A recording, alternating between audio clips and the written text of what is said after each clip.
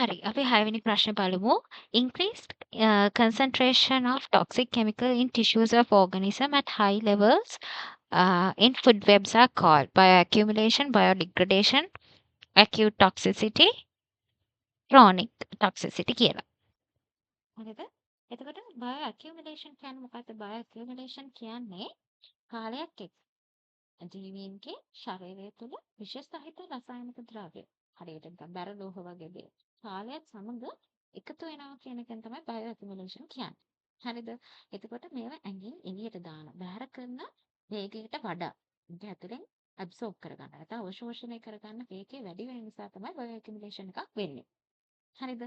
එතකොට මේ ගැන තමයි මේ ප්‍රශ්නේ අපින් අහන්නේ. හරිද?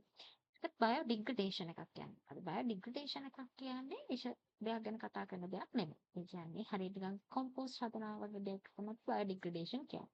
අපි මොනවා හරි කෑමක් හරි මොනවා හරි ඉවතන දෙයක් දැම්මොත් දිරන දෙයක් දැම්මොත් එහෙම කාලයත් එක්ක බැක්ටීරියා ඒ වගේම එක එක නැචරල් ප්‍රොසෙසස් නිසා වැක්ත නිසා ඒ දේවල් නිසා ස්වභාවිකව දිරාපත් වෙලා කොම්පෝස්ට් වගේ දේවල් හැදෙන එකට තමයි කියන්නේ බයෝඩිග්‍රඩේෂන් කියලා.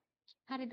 ඊළඟට තියෙනවා ඒකේ තියෙන acute toxicity කියන්නේ. acute toxicity කියන්නේ අපි කෙටි කාලයක් තුළදී මොකක් හරි විෂ දෙයකට නිරාවරණය වෙලා ඒකේ මොකක් හරි අපිට ඇති කරන බලපෑමකට තමයි අපි කියන්නේ acute toxicity කියලා. හරිද? එතකොට මේක සාමාන්‍යයෙන් සිද්ධ වෙන්නේ අර ලොකු විෂ ප්‍රමාණයකට එකපාර මේ එක්ස්පෝස් වුණාම තමයි නිරාවරණය වුණාම තමයි. හරිද? acute toxicity.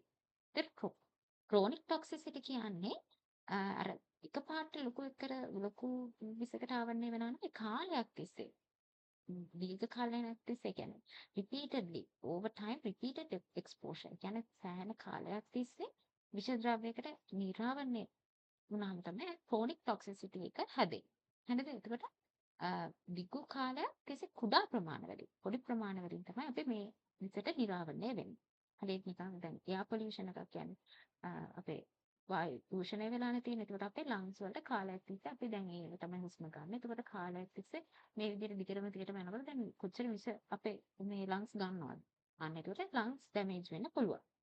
නේද? අන්න ඒ ගැන තමයි ක්‍රොනික් ටොක්සිසිටි කියලා කියන්නේ. එහෙනම් මෙතන ප්‍රශ්නේ අනුව මෙතෙන් ප්‍රශ්නෙට උත්තරේ විදිහට එන්නේ ඒ බයෝ ඇකියුමුලේෂන්.